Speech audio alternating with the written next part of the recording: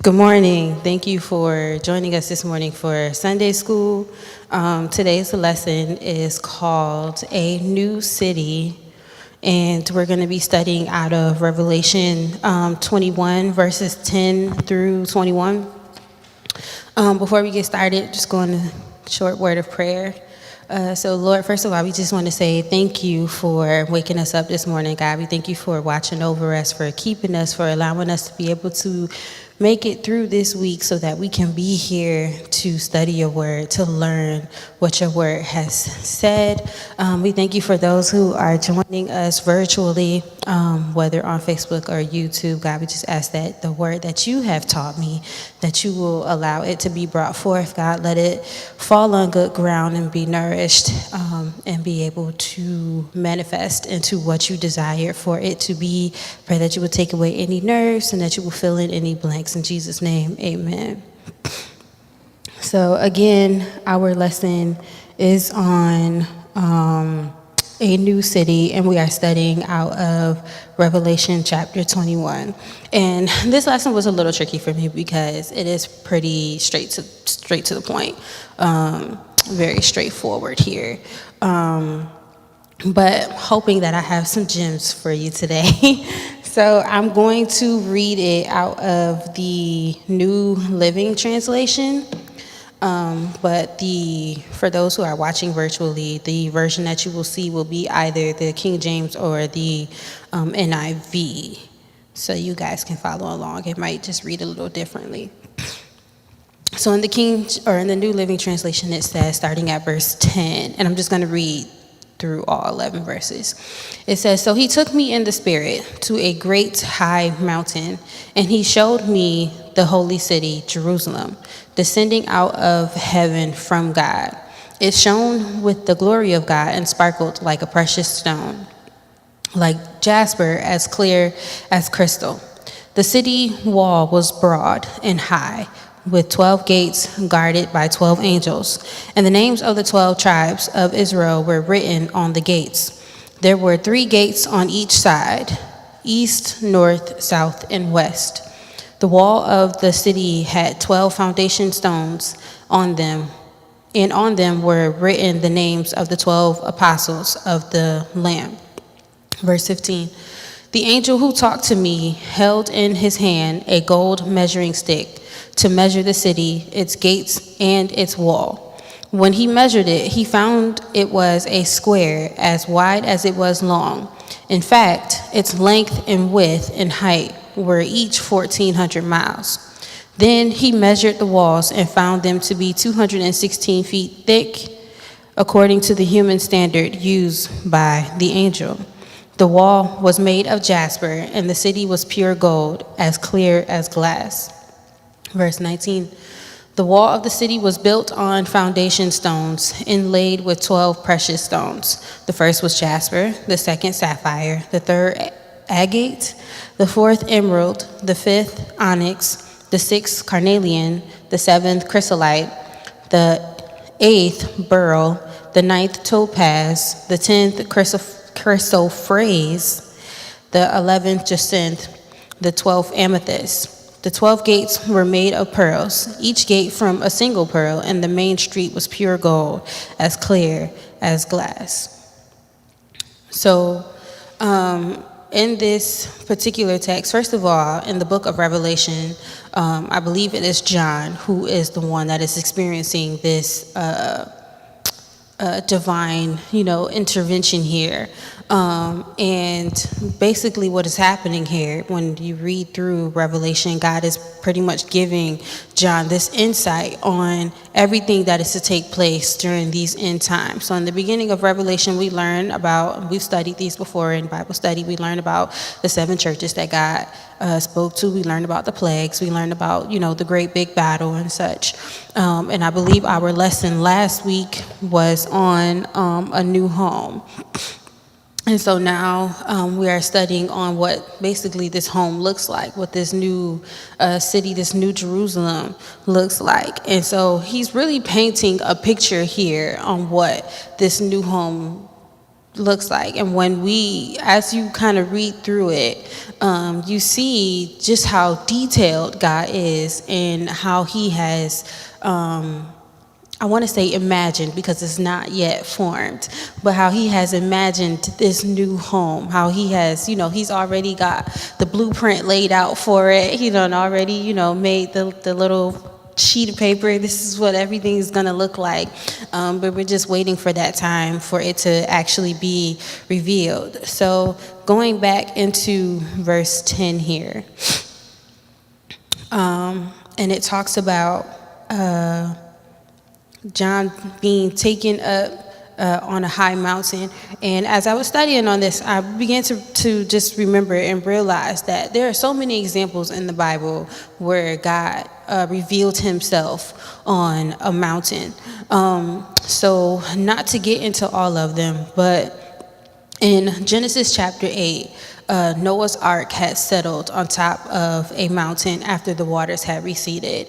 And it was there where Noah had decided to make a burnt offering to God and receive the covenant from the Lord that he would never flood the earth again. So this happened on a mountain.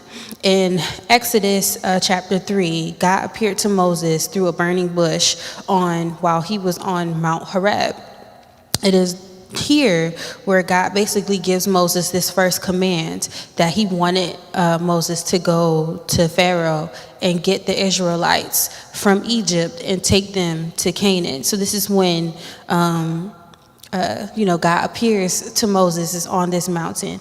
Also, later on in the story, when God wanted to give Moses the 10 Commandments, he asked him to go up on the mountain, and so that they can have this one-on-one time with each other. And Moses often had to go up that mountain anytime he was interceding on the Israelites' behalf. Anytime he wanted to go to God in prayer, he would have to go up on that mountain in order to speak with him and just kind of be in the Lord's presence.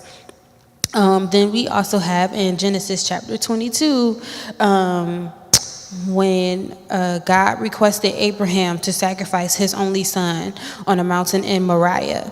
And as soon as Abraham was getting ready to sacrifice Isaac, God provides him with a ram in the bush to be the sacrifice in place of Isaac. And so there are many times when God has revealed himself on a mountain. So it does not surprise me as we get into Revelation, and we know that the New Testament is basically supposed to solidify everything that was spoken or done in the Old Testament. So this is kind of like God wrapping everything up. So if he's shown himself, he's revealed himself on this mountain before, it is no surprise to me that he is doing that again now in this, dream or vision that John is having, that he still takes him up to this mountain in order to show him all of the things that are described in this chapter. So then we also have the holy city coming out of heaven, as it was described, that Jerusalem is descending out from heaven. And so to me, that was just kind of like an explanation that the glory that we receive from God is not something that we just can walk into. It's not something that's just it's just here. It's something that he brings to us, that he brings down to us. And so for New Jerusalem to be described as descending from heaven, it's like God is basically giving us that gift, that what's the word I'm looking for? I guess gift is the only word I have here, but he's giving us that gift of his glory. And so to me, it shows relationship. It shows the connection that he has. He's trying to bring his love here. He's trying to bring his glory here. He's trying to bring that connection that he has with us, to us. But it is through that relationship that we have with him in order to be able to receive it. So this is not something that we just, can walk right into. It's not something that we can easily find, I forget the people in the Old Testament who were trying to build the tower to reach heaven.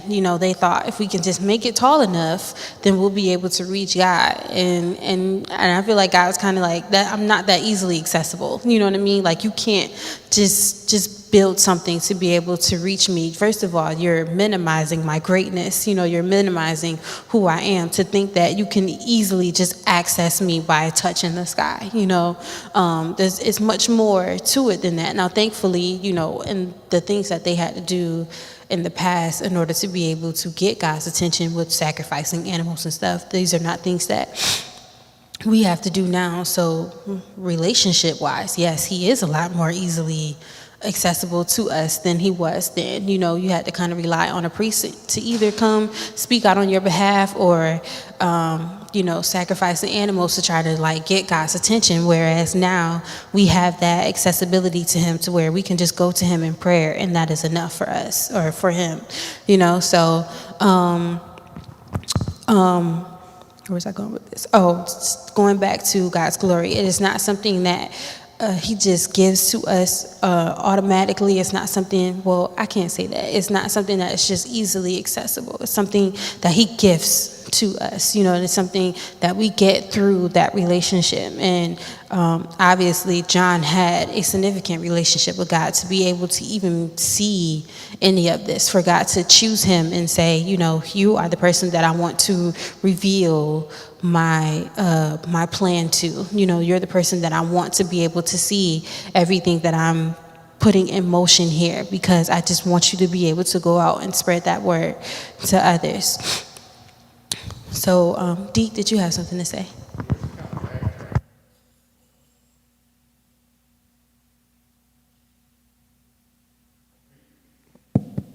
It's kind of backtracking when you were talking about the mountains, and what came to mind is God put them there. To me, it's like he had to get them a place of not being distracted, because a lot of times if he would have visited them or had that relationship when they was down around people, other things could have happened or they would have came, interrupted. So I'm thinking that God wants us to be that way, even in our relationship with him. He wants us to basically just focus on him. So a lot of times even when he did, like you were saying about the 10 Commandments, Moses was up there by himself for a while, and God wrote the 10 Commandments with his fingers. But the thing is, though, just being alone with God and not having those distractions or other words about it. So, and like you were saying, a lot of those stories, even more than what you were saying, I'm pretty sure that God was basically secluding them so that he can have that time with them, so they wouldn't be distracted or they wouldn't be able to focus the way that he wanted them to. So that was one of the things, like when you were talking about the mountains, that kind of came to mind about not having your mind wandering and having to focus to what he needed you to. It's interesting that you mentioned that, because right now I'm doing a Bible plan with a friend, and we're reading Proverbs, and that's one of the things that Solomon keeps saying in Proverbs, especially in the beginnings, like, my son, don't forsake my wisdom. Don't ignore all of the things that I'm trying to tell you. I want you to really get this, because I really want you to understand that it's very important for you to have this relationship with God. It's very important for you to keep in mind the connection that you have with him, and that you don't allow for other people to intervene into that. And what's the example I can use here? Like, people who are athletes, or people who, even like musicians maybe and stuff, when you're locked in, it's like you're focused, right? Like a track star, when they're locked in, they're focused. They have to make sure that they're paying attention to what they're doing, so that even gymnastics, I think when the situation that happened recently with Simone Biles, and I think she had like an aunt that had passed away or something like that, and she said her mind was not totally there, but here's this woman flipping off of, banisters and doing all this type of crazy stuff. You can imagine if your mind is not there, you can hurt yourself, you know what I mean? So when you're doing something that you're passionate about, you're locked locked in, and you're focused. I'm right here. I'm doing this. I'm making sure that I'm connected because I want to be able to give my all. I want to be able to give my best, right? But sometimes we don't have that type of mentality when it comes to our relationship with God. When we're with Him, I'm locked in. When I'm in prayer, I'm locked in. When I'm fasting, I'm locked in. And sometimes it's so easy to be distracted. You're praying and then all of a sudden you find yourself having a totally different conversation because you switched your prayer, or now you're thinking about everything that goes throughout your day. And then just in everything else that we do, we're reading the Bible, we're distracted, the TV's on, maybe, somebody's playing the music in the background. My mom is really good at just like coming in my room for no reason and asking me a bunch of questions. So like, she'll just keep barging in here and I'm like, all right, ma'am, like privacy at some point would be nice. But sometimes it's hard to, kind of focus and be locked in to the thing that you do, but we do it so much and so easily with the other things. When I'm at work, I'm locked in. Well, sometimes I'm locked in, I'm making sure I'm getting my work done. I'm making sure I'm doing what I need to do. And so sometimes it's hard, or it seems like we struggle. The biggest struggle that we tend to have is when we're trying to lock in with God, right? When we're trying to make sure we have that connection with God, that we're not allowing for distractions to get in the way and kind of like, take us out of that moment. And so I wish I had an answer for why that is, why we can seem to lock in with other things, but when it comes to God, it's like we tend to just give Him like the least, we're mediocre about it. What was the brother who brought his words? It was the Cain and Abel, right? Cain was the one that brought like scraps when it was time to provide God with an offering. He kind of brought God scraps, like, here, I'm tired, I've been out on the fields all day, here. And it's like, that you had to give your best. That this offering was due because you brought Him something, but you didn't bring Him your best. Why would you do that? We know that God's going to give us His best every single time. So why would we not give Him our best? But I know that if I'm playing sports, or if I'm, in music, if I'm doing whatever it is that I want to do, I'm locked in. I'm right here. I'm making sure that I give my best. But when we're with God, we tend to give Him, scraps. And it's like, we got to make sure that we're doing a lot more and just better, and being consistent and making sure that when we're with Him, when I'm saying, okay, this is the time that I'm dedicating to you, that I'm making sure that time is dedicated to you, regardless of how much time it is. Maybe we are busy, but if I'm saying, Lord, okay, this hour is for you, then that hour needs to be for Him and Him only. We take away the distractions, put the TV on mute or turn it off, you know what I mean? Turn off the music. I'm definitely one, I like to hear like background noise when I'm studying, but sometimes if there's certain things that's too distracting for us, okay, we need to remove ourselves from distraction, get myself into a little quiet place, do whatever it is you need to do, go sit in your car. That's one of the best places sometimes to talk to God. Go sit in your car and, do whatever it is that you need to do in order to make sure that you can have that one-on-one time with Him, because He gives so much of Himself to us, you know what I mean? And He's so gracious about it. It is like, why do I keep giving Him the least of me? Why do I keep giving Him scraps when He's so much more deserving of that? And we can see here in just how He describes this New Jerusalem. It's so vivid, it's so descriptive, it's so, like so much better than what you could ever imagine your dream home to be. You know what I mean?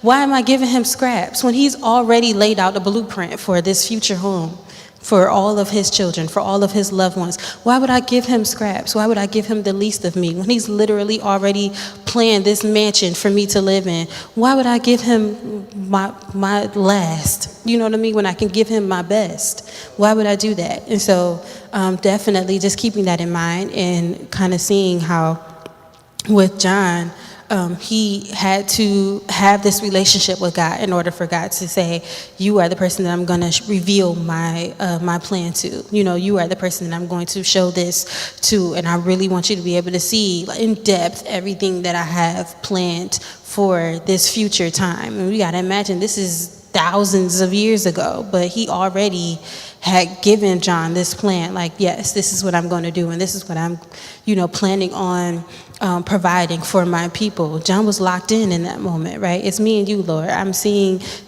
everything that you are doing. I'm experiencing this, supernatural moment with you. He was locked in. So we can have that same experience with God, but we got to be focused. We got to make sure that we right here. It's me and you, one-on-one. You know what I mean? And sometimes we're not doing that. We're very easily distracted. So definitely have to keep that in mind. So then we get into verse 11. Oh, you had something to say. Go ahead. And another thing just came to mind too, we got to be willing to make that sacrifice, to spend that time with him so that we can hear what he's actually saying to us. Because what, they didn't stay down in the valley, they went up to the mountains to separate themselves from those distractions, obeying what God had called him to do. Even when he took, like you was mentioned about Abraham sacrificing his son, he didn't stay, he could have built an altar down there and did it. But he did it. He went up to the mountains and actually did what God told him to do, but still in the midst of it, his faith kicked in. He was obedient, and God provided for him, and that just showed his trust, how much he had in God for him to go through that deal. So to kill the promise that God had given you, I can only imagine if God had promised me something and he gave it to me, and now he's going to turn around and tell me to get rid of it. That would have been a hard pill to swallow. But he separated himself, because if he'd been around other people down there, oh, you're going to put your son on the altar? Why would God ask you to do that? That made his mind start to wondering. But he went, like you said, that mountain experience makes that difference, and willing to sacrifice to separate yourself so that you can do the will and hear what God has for you. And that reminds me of that scripture. I believe we are called to be set apart, right? So when you choose this life with Christ, you got to understand it's not an easy walk. You know what I mean? And there are certain things that you will have to give up and sacrifice in order to have this life with God. And going back into that whole, we wrestle not against flesh and blood, right? Our flesh constantly wants to do what it wants to do, but I've said, Lord, I'm with you.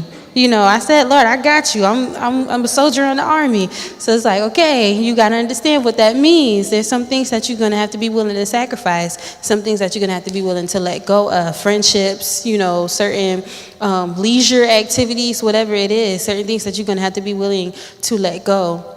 And I don't think sometimes we tend to really understand the depth of what that means, the depth of the things that we are saying, the depths of we're just, Lord, I just want you to use me. And we don't even realize what that means. Like, all right, be careful. You know what I mean? You never know what that means. Because we imagine that it's going to happen in this whatever way that we have imagined it. But God he is himself. You know what I mean? Like, you can't, his ways are not our ways, and his thoughts are not our thoughts. So just because you thought that it was supposed to happen that way does not mean that that's how it was going to happen. You know what I mean? And recognizing that when you are trying to live a life with Christ, you are called to be set apart. There are going to be things that are just different about you. People always, even as a kid, I feel like people always seem to just recognize that. Like, there was just something different. You're just, I don't know. It's just something different about you. You don't act like the other kids. You don't fit in with the other kids. And I had to even realize that, like, this is not working, okay? We cannot be friends. This is not working. So when you are, the church kid, when you are the person who is trying to have that relationship with God, you have to recognize that you are called to be set apart.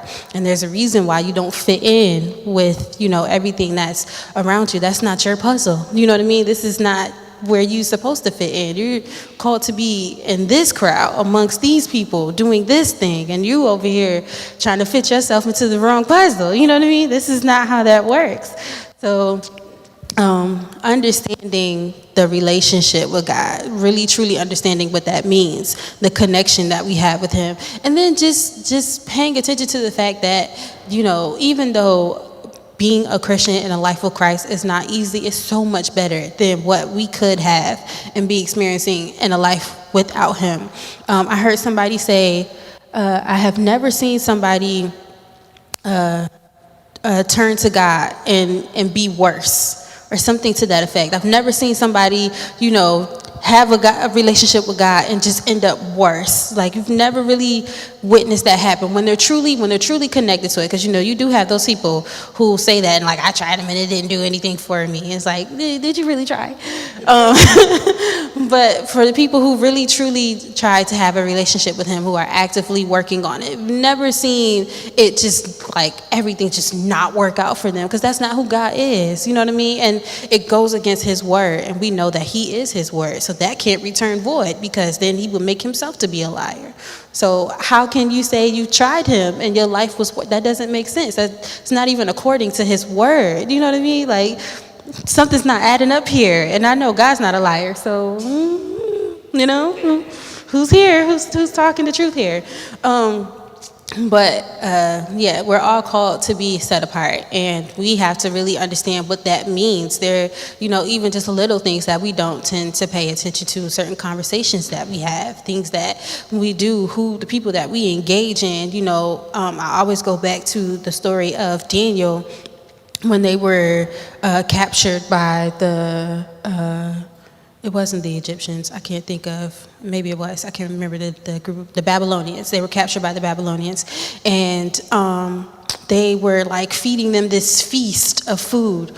And Daniel was like, yeah, I'm not eating that. I'll just take, fruits and vegetables. You provide me with that. And the guard was like, well, if you eat that food, then you're not going to be, full. And the king will see that we're feeding you a different diet, and they'll get mad with us. But Daniel knew that the food that they were eating was to honor the God that they worshiped. Something just as simple as that, a meal. I'm sure that man was hungry.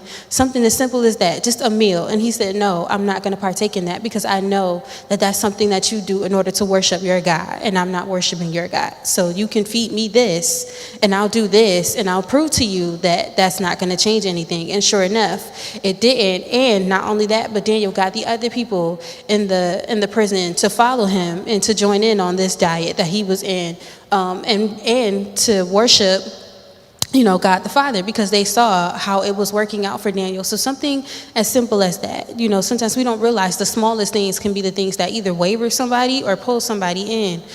So something as simple as that, as Daniel just choosing, I'm not going to eat that food because I know exactly what you're using it for. And them being like, okay, I see how that worked out for you. I'll do it too. So we're called to be set apart, and there's a reason why. And when you're actually allowing yourself to be set apart, other people will see the difference that it has on your life, and they'll begin to flow into it. Same thing with Jonah. All they did was throw Jonah off a boat, and they saw that the storm calmed down, and we're like, oh, Jonah's God is the one I should worship. Jonah didn't even do anything. Just throw me off the boat. It's fine. And just seeing that it calmed the storm, they immediately gravitated to Jonah's God, because they knew your God works. He actually does something. So when you're called to be set apart, things are going to happen that set you apart, but it's for the glory of God. So these, people were able to see, okay, his God is something, that's a God I want to worship, because his God actually does stuff. We was over here praying hard, and that God was about to let us die. And Jonah's God came to save us. So just paying attention to, the things that we do, the things that we say, the company that we keep, where we allow ourselves to be at. Is it really feeding our spirit? Is it really, ministering to the God that's in us? Or is it feeding that flesh? And am I just happy because I'm just doing this? Or is my spirit happy? These are things that we have to pay attention to.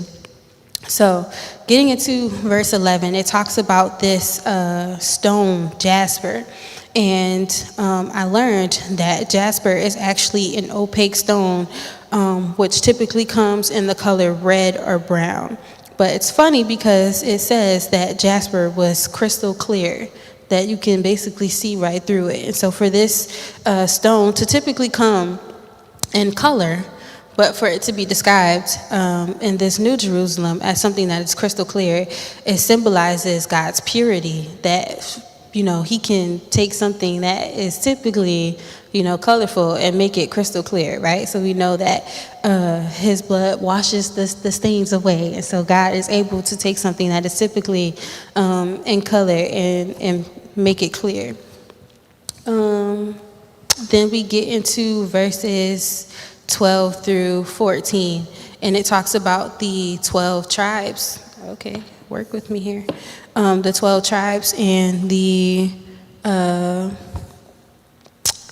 12 gates and the 12 angels that are basically named after the 12 tribes. So I just wanted to, I'm going to read something really quickly, but I just wanted to acknowledge that these 12 tribes were named after Abraham's grandsons, which was Jacob's sons. And so the tribes were Reuben, Simeon, Levi, Judah, Dan, Naphtali, Gad, Asher, Issachar, Zebulun, Joseph, and Benjamin. And then it mentions the 12 apostles, which were Jesus' disciples. And they were Simon Peter, Andrew, James of Zebedee, John, Philip, Bartholomew, Thomas, Matthew, James of Alphaeus, Thaddeus, Simon the Zealot, and Judas. So these were the 12 that these foundations that they were based on.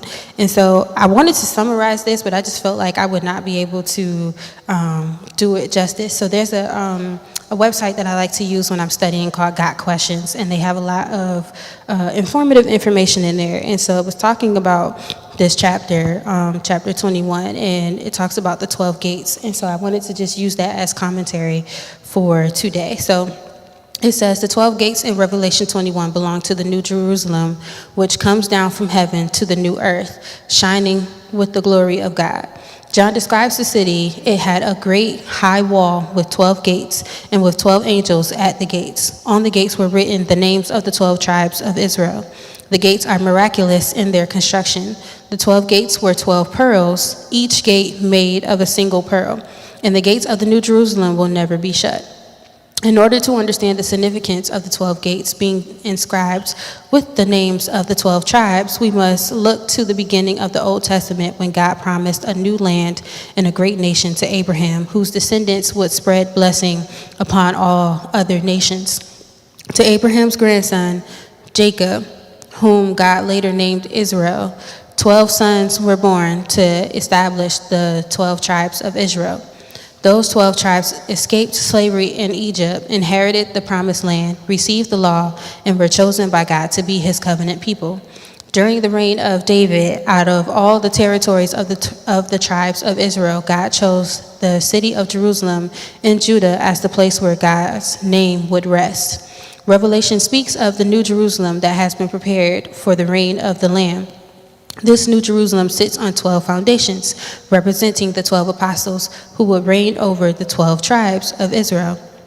The gates of the city are symmetrically arranged. There are 3 gates on the east, 3 on the north, 3 on the south, and 3 on the west. Each gate of the New Jerusalem bears the inscription of one of the tribes of Israel, and each gate is guarded by an angel.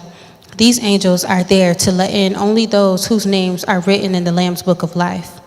Many scholars see a link between the New Jerusalem with its 3 gates per side and the city of the millennial kingdom seen by the prophet Ezekiel. These will be the exits of the city beginning on the north side. The gates of the city will be named after the tribes of Israel. The 3 gates on the north side will be the gate of Reuben, the gate of Judah, and the gate of Levi. On the east side, the gate of Joseph, the gate of Benjamin, and the gate of Dan. On the south, the gate of Simeon, Issachar, and Zebulun. And on the west, the gates of Gad, Asher, and Naphtali.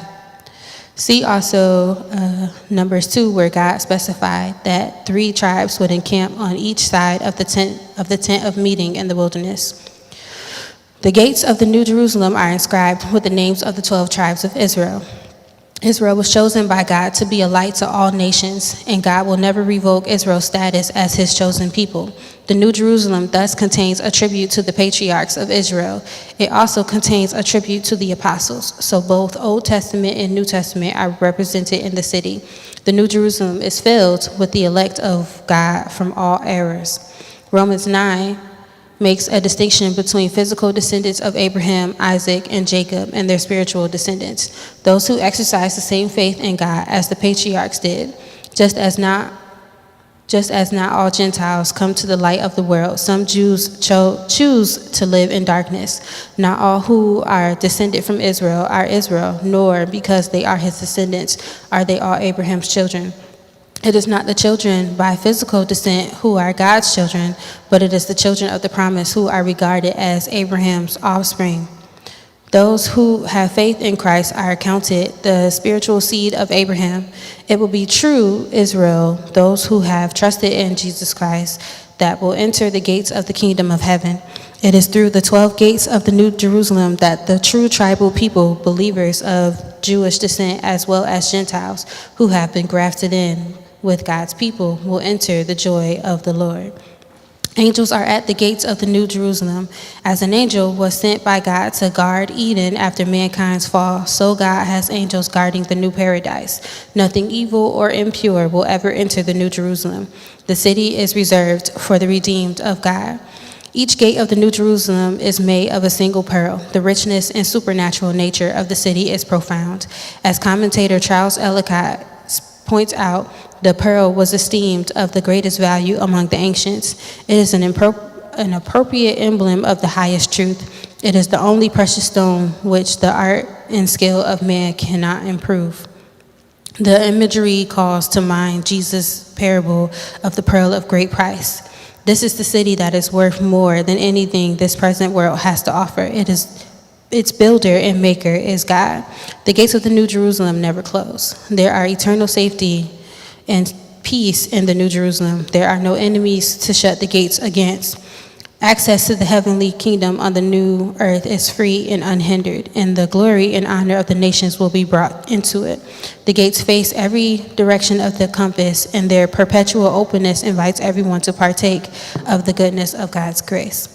So I wanted to read that because it just explains the significance behind the 12 being the foundation, but then also acknowledging that the purpose of him splitting it up into quarters is so this is open to all, right? This is for everyone to be able to enjoy and be able to embrace, and for all who actually receive him, I should say.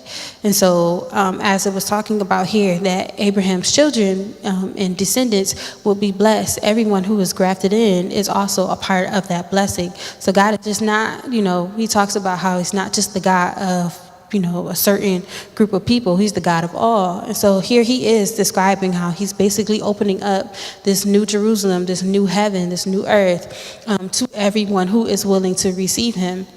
And so as I was studying here, in verses 15 through 17, it talks about how the area of the New Jerusalem was 1,400 miles every which way, right? And so the little mathematician in me decided to do the math on that. And so when you do that, when you put that in feet, it is, 327 trillion feet area, right? The area of this New Jerusalem is 327 trillion feet, okay? Earth is not even that big.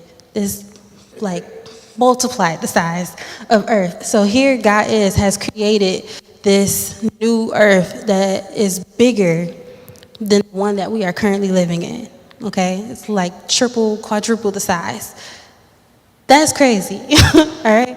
Which goes back to in Revelation chapter 7 and 9, where John mentions that he saw a number which could not be named, right? So people often like to quantify the amount of people who will make it into heaven. Maybe you don't have enough room. Maybe I'm not going to be able to make it in here. Well, here we are seeing that this new Jerusalem, this new heaven and earth is bigger than the size of the current earth that we even live in, right? Which makes sense to why he says he has mansions for everybody. Of course you do. There's more than enough room here. So just to put that into numbers for you, 1,400 miles, I don't really know how much a mile, how long that is, whatever, I'll get there.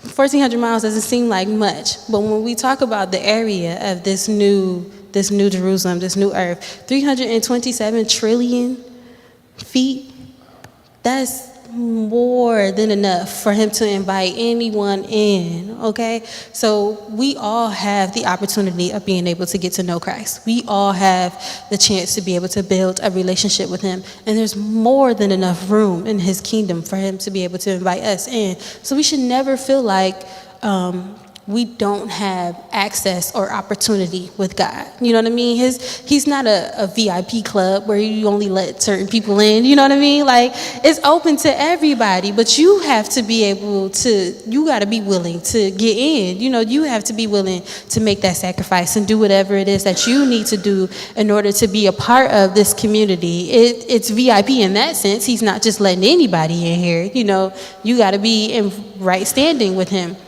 But when you build that relationship with him, when you are staying connected to him, removing the distractions, making sure that you're locked in with him, doing what you need to do, reading your word, fasting, praying, ministering, doing whatever it is that he has called you to do in ministry, then you are able to, be able to be a part of this kingdom. And as we can see, there's more than enough room for us to be here. So there's never any reason for us to feel like, okay, Lord, you've forgotten me, you've ignored me, I don't know if I can be a part of this. I have more than enough room for you. There's more than enough room for you to be in my home, and I've already laid it out to make sure that there's space for you. So why would we ever feel like we're not enough or we can't be enough for God? First of all, he created us. He knows exactly who we are and who we're supposed to be. In Jeremiah, I believe, is when he says that, before he was in our mother's womb, he knew us. He already knew exactly who we were going to be before he had even created us, before we were even a thought to our parents' minds. He already knew exactly who we were. So to ever feel like we're not enough for God or we can't ever be enough. My brother, my oldest brother, ran into him last week, and he's, keep him in prayer. He's still trying to get his life together. But he made a statement, and I didn't say anything. I just, let him continue on. He's like, I wanted to get back into church, but I can't get into church with all these like scars and scratches on me. And I'm like, that is the perfect time to be in church, because clearly you need it, okay? Clearly you need it. So, but I've heard so many people say this, and I feel like it was a lot of men too. I've heard so many people say this, like, oh, when I get myself together, then I'll come back to church. And it's like, you don't even realize how God works. Like, that's not how that works. You can't get you together, okay? You've been trying that already. It hasn't been working out for you. You cannot get you together. Whatever you've been doing has not been working, so you need a new plan here. But I think sometimes we kind of get caught up like, well, if we just change this, if we just do this, we just do that, then, I'll be able to be ready for God. And it's like, that's exactly when he wants you, because he knows you have nothing else to lose. You have nothing else to rely on, because you've already hit your rock bottom. You're already in a place that you don't want to be in. So this is the perfect time for you to rely on him. His strength is made perfect in our weakness. You are in a weak place, so you need to pull on the strength that can really build you up. You have nothing left in you. You know what I mean? Your cup is empty. You have nothing left in you. Why do you think you can save you? Why do you think, if you're drowning, there's nothing you can do here but wait for somebody to come help you. You can't save you. You need someone else to come save you. And so why not rely on the present help that we have at all times? Why not come to the God that we know has proven himself to be a healer, a redeemer, a way maker, a provider? Why not come to the God who's already proven himself to be that? We have the evidence in the word to show that he's been that already, right? So why not come to the God who can do all of these things? When my brother just said that, I was just looked at him like, Lord, touch that mind, Jesus, Lord. But just to acknowledge here, like, our relationship with God is something that is really important. It's something that's so significant, and I think it's something that I've been really kind of just paying attention to a lot lately. And what I say, what I do, who I'm around, how I act, making sure that I'm putting more attention into reading my word, studying my word, having that connection with him, because I know for a fact I put way too much time into other things that are unimportant. You know what I mean? I'm always at work. I'm always watching TV. I'm always literally doing something that I could be taking this time and devoting it to God. So just the little things that I can think of just in my day. Like, I work from home, so I tend to always play my gospel music, especially when I first wake up, kind of get myself awake. And then I'm playing my gospel music, just kind of get myself in the mindset, like, I'm clocked in again, here we are.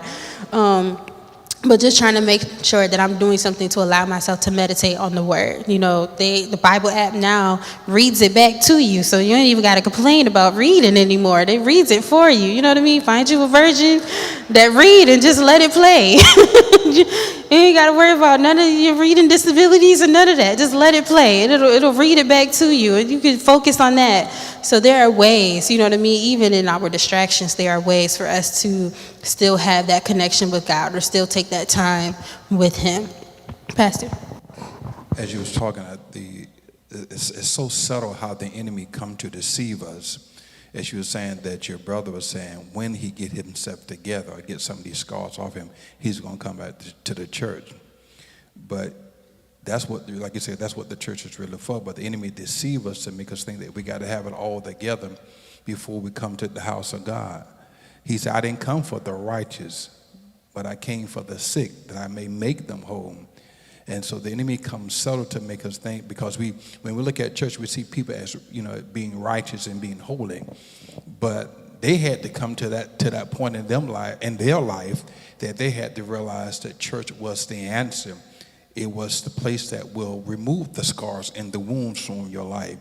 But the enemy takes the opposite approach to make us think we got to get it together before we can come. No, you come in that broken state, and that's what God want to heal. That's the place that God want to deliver you from.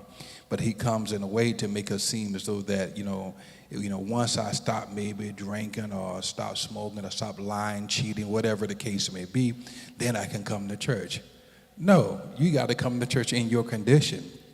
And that's when you'll find the healing and the change that you're looking for. But it's a subtle spirit that he brings to people's mind to make them think that they got to get it all together before they can enter into the house of God. And we have to kind of reframe their thinking and say, no, you got to come because you in need of help.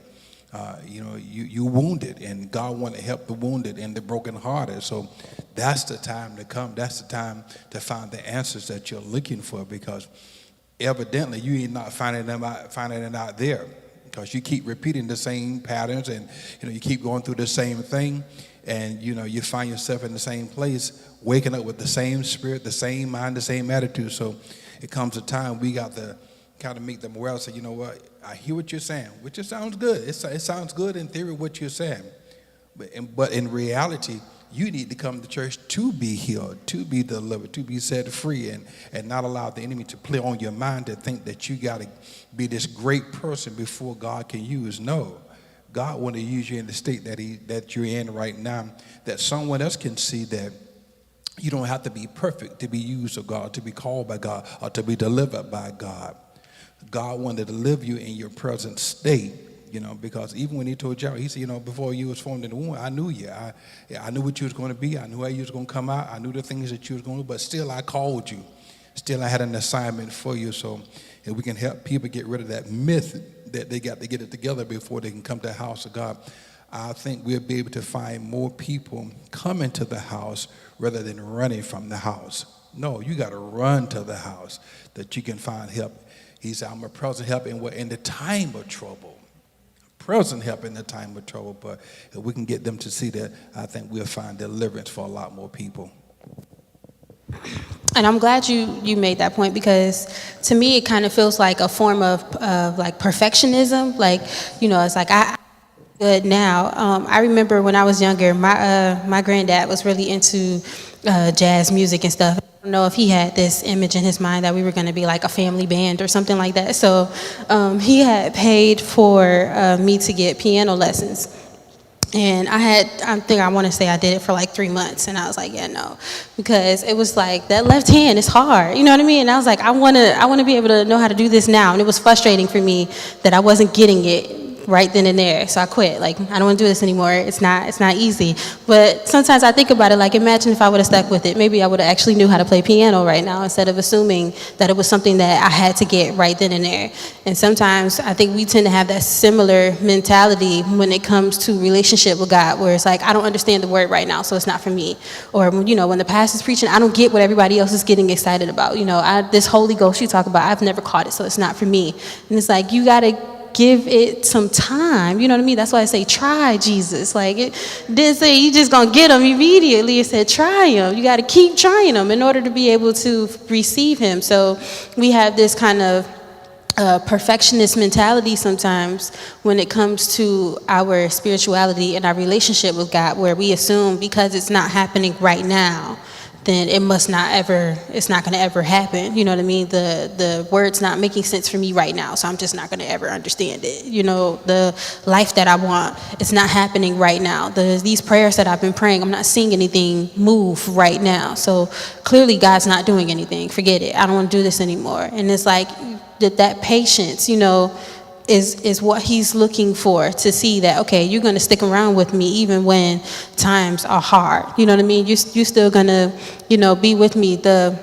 I think sometimes like the vows that you say in marriage is like similar to the vows that we have to keep with God, you know, for better or worse, in sickness and in health. This life is not going to be easy. It's not going to be simple. You know, we're not going to just everything's just going to be rainbows and butterflies all the time, because we now have this relationship with God. We still living in an earth that is full of sin, and so therefore we're going to experience some things that we don't enjoy, but for better, for worse, you know, in sickness and in health. I'm still with you, Lord. I'm still standing by your side. Everything that I'm looking for in life may not be here, but I committed to this. You know, I committed to this relationship with you. So I'm still going to stand with you regardless of me not seeing everything that I want to see come to fruition right now. So instead of having that perfectionist mentality of, I need to see this right now in order to be able to believe that you are real, I'm going to trust that everything that you said you have done, you did, and everything that you said you will do, you're going to show me in due time. But we have to kind of come out of our own mindsets, going back to that whole, our ways are not his ways, our thoughts are not his thoughts. He will reveal himself in time. You know, he will show himself to you in time. He will let those things come to fruition in time. But you have to be able to stand on that and be patient and wait for it. Well, I was just thinking, my husband cleans one of the churches that he attends on Lowell McNaughton. He was out there cleaning yesterday. There are hypodermic needles. 2 prostitutes were right there on the ground, sitting down, advertising as cars went by. And they pray for them and offer them to come in and pray. But I was reminded, men love darkness rather than light because their deeds are evil. So everyone's not going to come because they prefer that darkness rather than light. And they could have come from a good background, grandma's praying and everything, but they love the darkness because their deeds are evil. That's what the Bible says. So to reach those out there, how do you do that when they're content living in darkness? How do you get them out when they're... How do you grasp that population? They love darkness rather than light. They don't want to come to the light. Mm-hmm. So do we just believe that some people are going to come to the light and some people just don't? Okay. Because they're comfortable where they're at. Co-pastor, you had an answer. I think sometimes in order to get people to move from one place to the next place, you have to shine the light on them. Okay, if they're in a position or in a place where darkness is dwelling and they're comfortable there, that's the time to shine the light on that situation. When I say shine the light in the illustration that you gave, plant the seed of the word. The word is going to reveal to them who they are and where they are. And that shines the light on their situation. So they're not going to be able to stay there in that place if you're shining the light of the word on them. Because, like you say, men love darkness rather than light. If they know every time they're at a particular place or in a particular position that the seed of the word is going to be sown in their life, they ain't going to stay there if they want to be in darkness. So they're going to move from that place, but when they move, they still take the word with them because it's been sown. And I often think about Pastor, and I just thought of this as a strategy. A lot of times, even at the church, his phone will go off because people are down in the step area, in what we call the well, and the prostitutes and the men are there, trying to participate in sexual activity. And when his phone go off, which lets him know that they're there, he'll sometime turn the phone on and say, "You're on camera, you're on blast," basically. So, their response is that, "Oh, okay, I'm getting out of here. I'm leaving this place because I know I'm on camera." But I was thinking, how effective would it have been for him to say the wages of sin is death and the gift of God is eternal life, versus you always reminding them that you're on camera and that, they will maybe face what they fear the most, going to jail. So sometimes we need to just use a different strategy, because they still come back. To see if that place is a place where they can dwell in darkness and do what they want to do. But if we plant those seeds of the word in their life, it's going to make them think, why am I here? When God sees me. It's one thing for the camera to get you on camera and then that be turned over to the police, but it's another thing to recognize that there is a true and living God that is watching, seeing everything you do, every place you go, every action you take. I also want to say this, and correct me if I'm wrong, but I believe that going back into that scripture, I believe in Ephesians, we wrestle not against flesh and blood, right? So how I learned and interpreted that is that if a person is trying to stay in darkness, and that's a spirit that has a hold on to them, and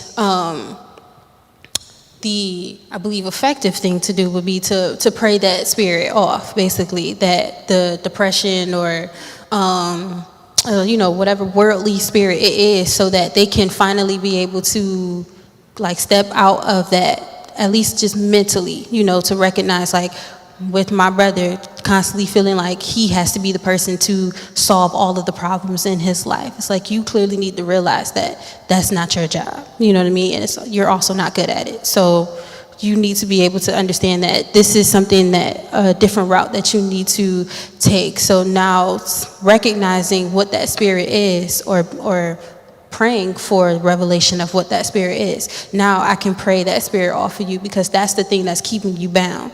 Because going back into the scripture, the flesh wants to do what it wants to do, but the spirit is always going to be the thing that draws you, or tries to draw you away. You're not supposed to do that. You're not supposed to, you're not supposed to be here. We shouldn't be around these people. And how people always say, I had this little funny feeling, or it was just something just came into my mind. That's the spirit talking. You know what I mean? It's trying to get your attention that whatever it is that you're doing, you don't need to be doing.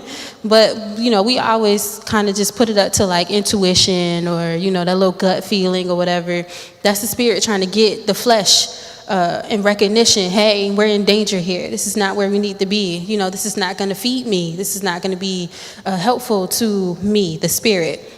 And so the spirit is always going to be the thing that's trying to pull. But the problem is the flesh is a little too much in authority at that point. The flesh is like, nah, I want to keep doing what I want to do. So in order to pray that worldly spirit, or you have to pray that worldly spirit off, so that God's spirit can kind of rise up and take authority of the flesh and say, no, this is not what we're doing. I need you to understand that you are putting yourself in danger, that you are, about to shorten your life right now by being in these places, being around these people, doing these things.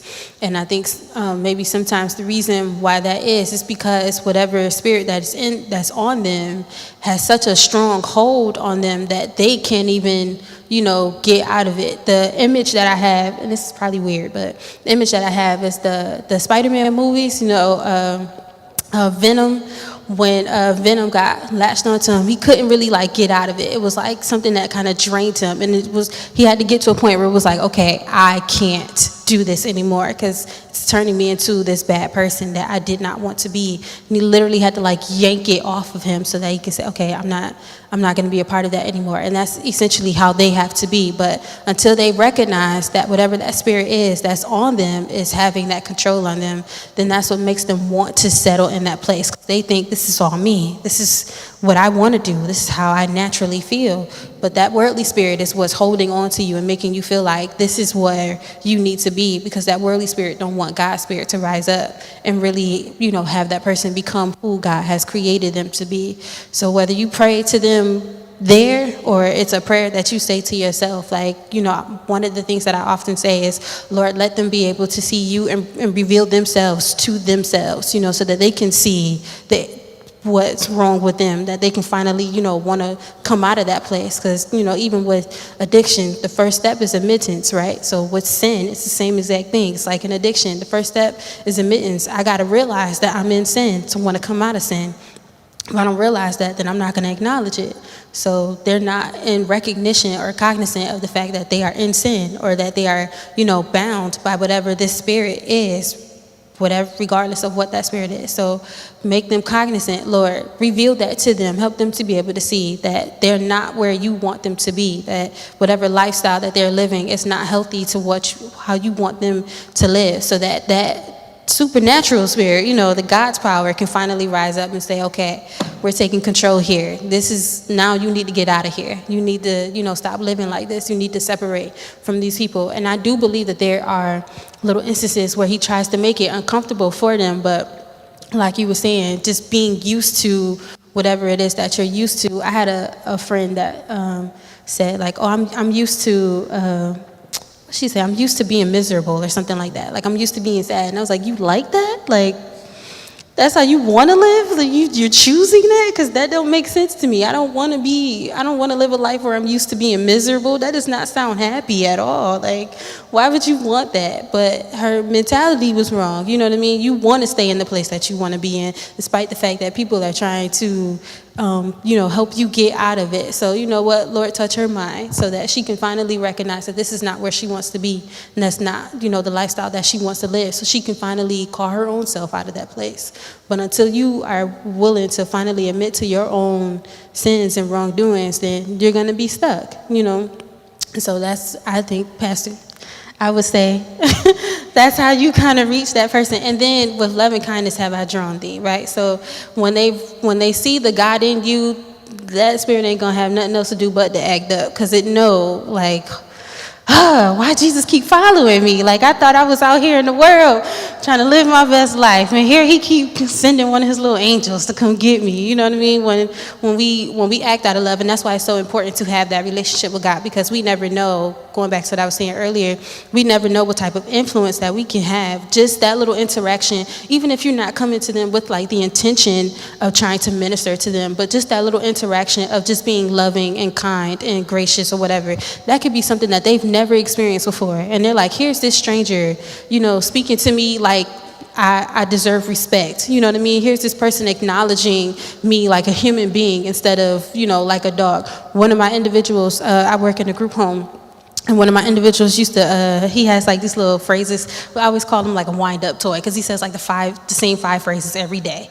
But he'll be like, you're beautiful, you know that? And I'm like, oh, thank you. And he'd be like, you know why? And he always has a different reason why. And so it was one day, he was like, you treat me like a human being. And I could have cried right then and there, because I was like, well, don't say that. What do you mean? But it was they could tell that when I was working with them, that I genuinely cared about them. And I've had a few others say the same thing. I can tell that you genuinely cared. And it just made me recognize the difference in how I interact with them and how the other staff would interact with them. Even though they have disabilities, they still know what good looks like. You know what I mean? They still know what respect looks like. Just because they have brain disorders doesn't mean that they don't understand right from wrong. They may not always be able to do it, but they understand right from wrong. You know what I mean? And so they can tell the difference in how I interacted with them.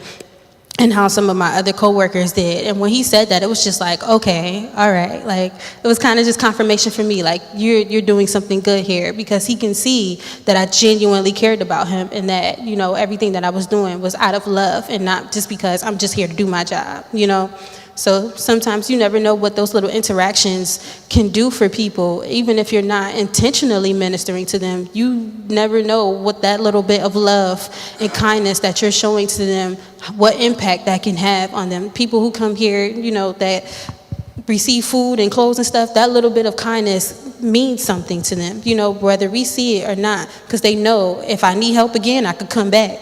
You know what I mean? I know these people are going to help me. So we never know what type of impact that we can have on people. And just keeping that in mind, with love and kindness have I drawn thee, I'm just going to keep being loving and keep being kind, because the minute I'm not like that, I can be adding to someone's problems, you know what I mean? And now they looking at me like, oh, she's supposed to be a Christian or whatever, and here she was being rude. Like, well, you caught me on a bad day, I'm sorry.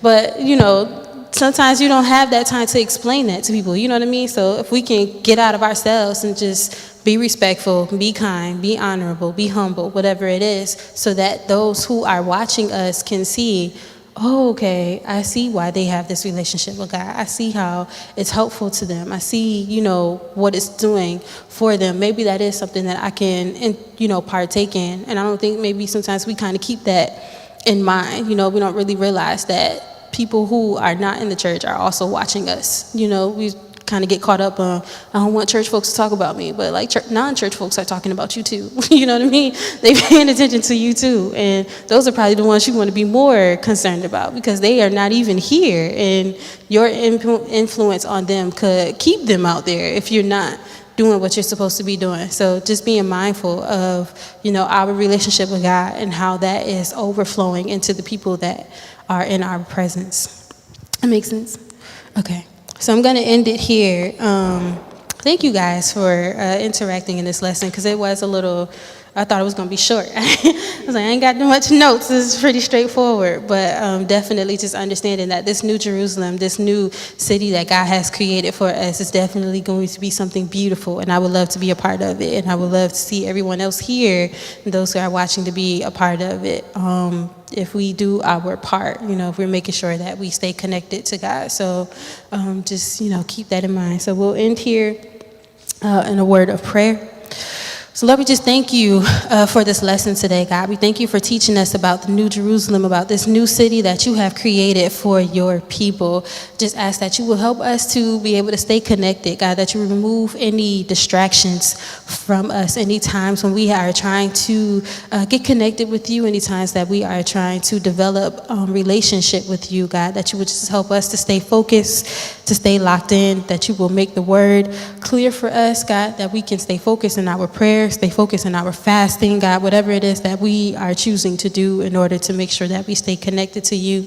I pray that you will help us to let our light shine, regardless of where we are, who we are with, what we are doing, God, that your word will always just manifest in us, and that we can speak to those that you have desired for us to speak to, that we can minister to those that you desire for us to minister to, in however way that you choose for us to do so, that you would take away any fears, any nervousness, God, that just allows for us to be your children, that allows for us to be whoever it is that you have called us to be, and that we can go boldly and do the things that you have asked of us. I pray for our service today, God, that you would just be pleased with our worship, that we can all be on one accord and usher in your spirit. Ask that you will protect those who are on their way, God, allow for them to make it here safely.